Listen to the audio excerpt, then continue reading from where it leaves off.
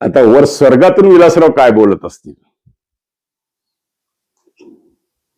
त्याची झलक मी तुम्हाला ऐकवणार आहे. विलासराव देशमुखांचा आवाज. आज विलासरावांना काय वाटत असेल स्वर्गामध्ये. गेल्या एक दिवसापूर्वी लातूरमध्ये रवींद्र चव्हाणांनी येऊन काही आमच्यावर मुक्ताफळं उधळली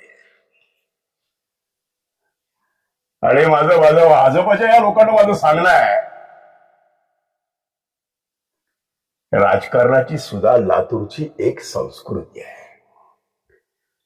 आणि या संस्कृतीला कुठेतरी डाग लागेल असं वक्तव्य आमच्या हातून कधी घडलेलं नाही आहे आणि लातूरकरांच्या हातून तर कधीच नाही आहे. म्हणून रवींद्र चव्हाण, जी भाषा कोकणात चालते ती भाषा लातूरमध्ये चालत नाही. कारण जे जे काही हवं ते लातूरला द्यावं. आम्ही कुठं जरी असलो तर कायम आमचा आशीर्वाद ह्या लातूरवर असतो. कारण गार उड्या आकाशी चित्त तिचं पिलापाशी. म्हणून माझं सगळ्यांना एकच सांगणं आहे की विकासाच्या ताटामध्ये माती टाकू नका. रवींद्र चव्हाण, आपण आलात, आपण बोललात.